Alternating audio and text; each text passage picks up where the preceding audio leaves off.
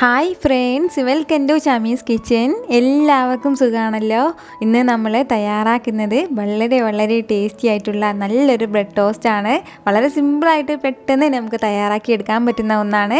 അപ്പോൾ നമുക്ക് വീഡിയോയിലേക്ക് പോകുന്നതിന് മുന്നേ നമ്മുടെ ഈ ഷമീസ് കിച്ചൻ ചാനൽ ഇതുവരെയും സബ്സ്ക്രൈബ് ചെയ്യാത്തവരുണ്ടെങ്കിൽ, അല്ലെങ്കിൽ ഇതാദ്യമായിട്ടാണ് കാണുന്നതെങ്കിൽ പ്ലീസ് ഒന്ന് സബ്സ്ക്രൈബ് ചെയ്തേക്കണേ.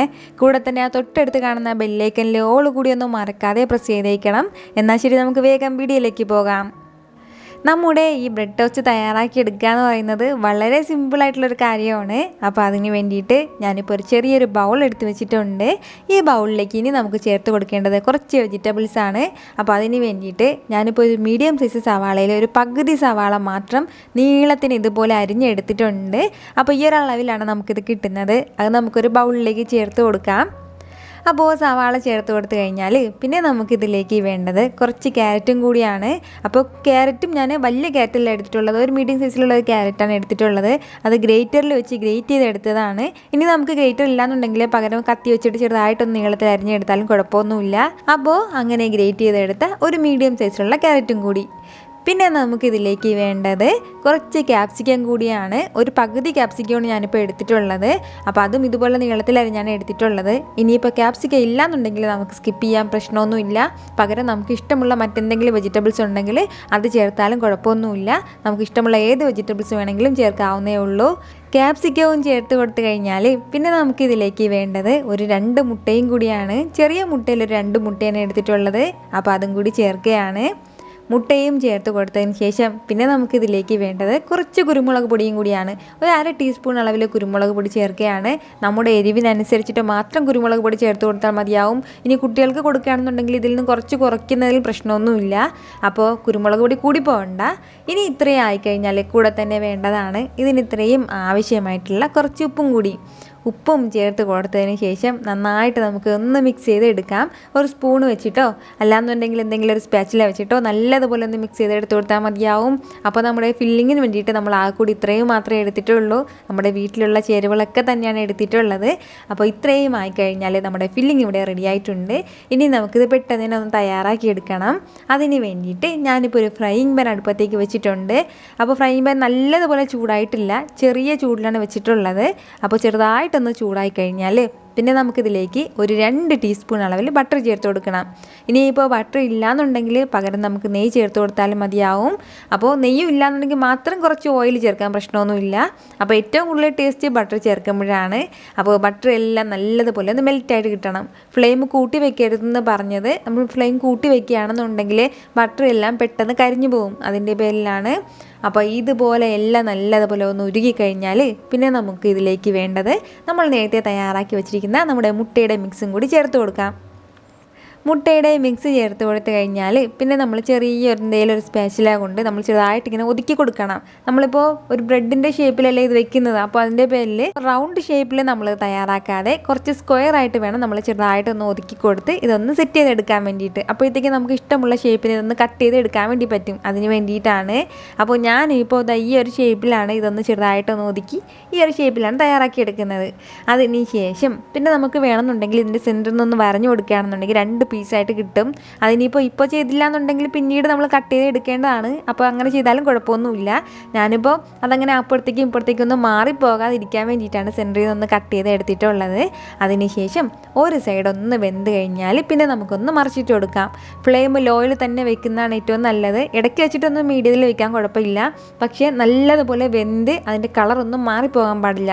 എല്ലാ കളറും നമ്മുടെ ക്യാരറ്റിൻ്റെയും ക്യാപ്സിക്കത്തിൻ്റെയൊക്കെ കളറും അതുപോലെ തന്നെ ഉണ്ടാവണം. ലൈറ്റായിട്ട് മാത്രം വേണം കുക്കായി കിട്ടാൻ വേണ്ടിയിട്ട്. അപ്പോൾ 2 സൈഡും നന്നായിട്ടൊന്ന് വെന്ത് കഴിഞ്ഞാൽ പിന്നെ നമുക്കിതൊരു പ്ലേറ്റിലേക്ക് മാറ്റാം.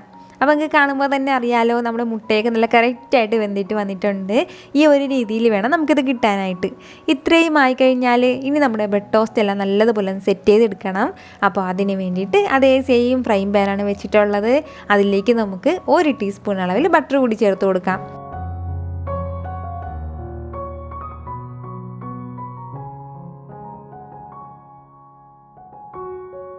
ബട്ടർ നന്നായിട്ടൊന്ന് ഉരുകി കഴിഞ്ഞാൽ പിന്നെ നമുക്കിതിലേക്ക് വേണ്ടത് ബ്രെഡാണ്. ഞാനിപ്പോൾ ഒരു 2 ബ്രെഡ് എടുത്തിട്ടുണ്ട്. എന്നിട്ട് ഇതുപോലെ ഒന്ന് കട്ട് ചെയ്ത് അതിൻ്റെ സെൻറ്ററിൽ നിന്ന് കട്ട് ചെയ്ത് എടുത്തിട്ടുണ്ട്.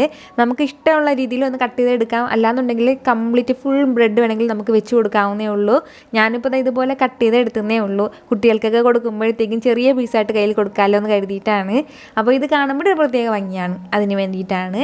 അപ്പോൾ 2 ബ്രെഡും വെച്ച് കൊടുത്തതിന് ശേഷം പിന്നെ തിരിച്ച് മറിച്ചിട്ട് കൊടുത്തിട്ട് എല്ലാ സ്ഥലത്തും നമ്മുടെ ബട്ടർ ഒന്ന് നല്ലതുപോലെ പുരട്ടി കൊടുക്കണം.